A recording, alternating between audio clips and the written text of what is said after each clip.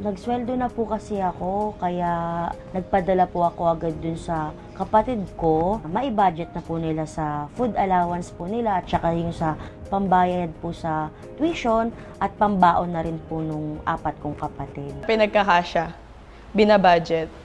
Kasi kung ano yung meron ka, yun na lang yung pagkakasyahin mo, di ba? Pamilyar ba kayo sa eksenang ito? Buwan-buwan, nag-aabot ang mga magulang natin para planuhin kung kasya ba ang sahod sa mga gastusin sa bahay. Aalamin kung magkano ang pambayad sa kuryente, pagkain at baon ng mga bata. Ngayon, isipin ninyo kung ang pinaplano ninyong budget ay hindi lang para sa isang pamilya, kundi para sa buong bansang Pilipinas na may mahigit 110 million na mamamayan. Iyan ang tinatawag nating national budget. Ang pamamahala sa kaban ng bayan ay hindi biro. It follows a strict four-phase process under the Philippines Constitution. At ang pinakaunang hakbang ay ang tinatawag na budget preparation. Basically, ito ang formulation stage kung saan ang executive branch led by the President at ang Department of Budget and Management or DBM kung saan naman tinatansya nito ang kikitain ng gobyerno at itinatakda ang mga prioridad na gastusin para sa paparating na taong piskal. Paano ba ito nagsisimula? It all starts with a budget call. Inilalabas ito ng Department of Budget and Management o kilala bilang DBM, usually around January or February. Ang budget call ay isang opisyal na memorandum na nagbibigay ng guidelines, policy directives at macroeconomic targets. Sinasabi nito sa mga ahensya ng gobyerno kung magkano ang ceiling o limitasyon ng pwede nilang hingin at kung paano nila ipapasa ang kanilang mga budget proposals. Habang ginagawa ng mga ahensya ang kanilang proposals, kailangan nilang intindihin ang iba't ibang terminologies at uri ng budget. Hatiin natin sila. An annual budget is a financial plan covering one fiscal year from January 1 to December 31.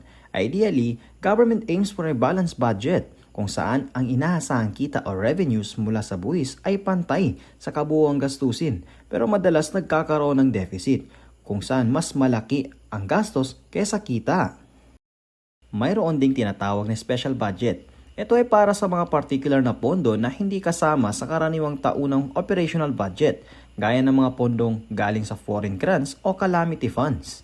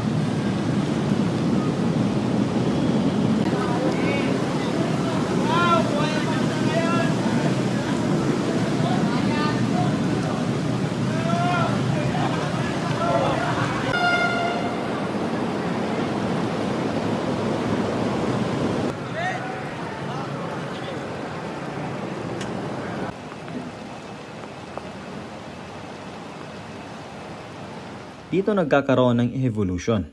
Noon, heavily reliant tayo sa line item budgeting. Ibig sabihin, detalyadong listahan kung saan bawat piso mapupunta. Halimbawa, 100 pirasong ballpen at 5 pirasong computer. Pero ngayon, ang Pilipinas ay gumagamit na rin ng performance budgeting.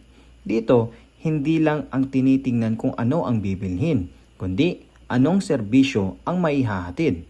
For example, hindi lang pondong pambili ng libro, kundi pondo para tumaas ang literacy rate ng 5%. It focuses on output and outcomes. Sa ilalim ng ating cash-based budgeting system, mahalaga ang tinatawag na obligation budget. An obligation is a commitment legally entered by the government agency, tulad ng pagbirma ng kontrata sa isang kontraktor. Ang budget na ibinibigay ay dapat ma-obligate at magastos sa loob ng taon na iyon. Kapag natapos na ng mga ahensya, gaya ng DepEd o DOH ang kanilang proposals, ipapasa nila ito sa DBM. At dito na papasok ang budget hearing o tinatawag ding technical budget hearings. Halimbawa, isipin ninyo ito bilang isang job interview o defense na thesis.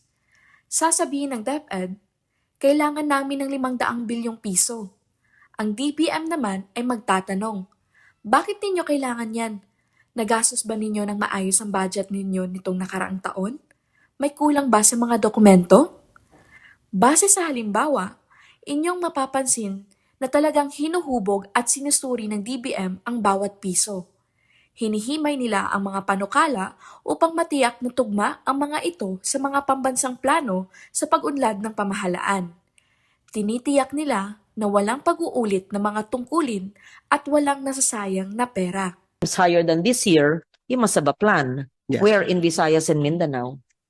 And give us your justification. Matapos ang madugong hearing at konsolidasyon, ang DBM ay gagawa ng final recommendation at ipapresenta ito sa gabinete at sa Office of the President para sa pinal na pagsusuri at pag-aproba. Kapag okay na sa Pangulo, ihahanda na ang pinakamahalagang dokumento na isusumite sa Kongreso. Ano-ano ang mga dokumentong ito na bumubuo sa tinatawag nating President Budget Proposal? Ito ang liham ng Pangulo sa Kongreso at sa sambayanan. Dito, ipinapaliwanag ng Pangulo ang visyon, mga priority areas, at kung paano makakatulong ang budget na ito para sa pag-unlad ng bansa. Ito ang pinaka-core na dokumento, ang NEP, or National Expenditure Program. Ito ay ang detalyadong panukalang gastusin ng pambansang gobyerno. Tandaan ninyo ang salitang NEP dahil ito ang bersyon ng budget na isusumiti ng executive na pag-aaralan pa lamang ng mga mambabatas.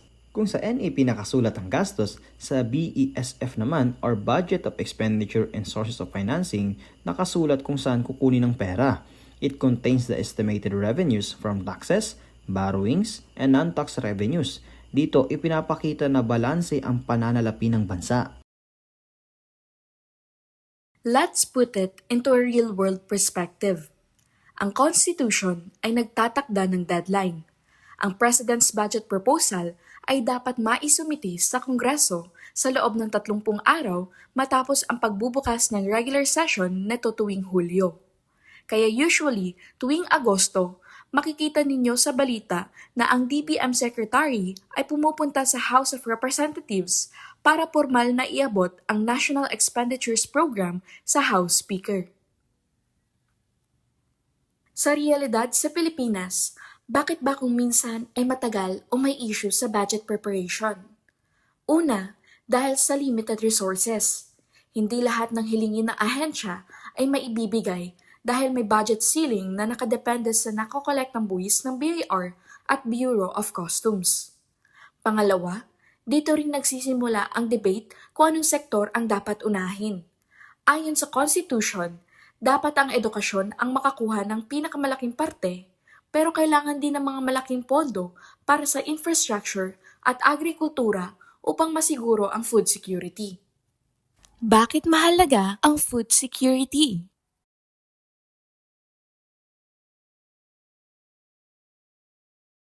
In 2020 State of Food Security and Nutrition in World Report, Philippines recorded the most number of food insecure people in Southeast Asia, with 59 million Filipinos suffering from moderate to severe lack of consistent access to food.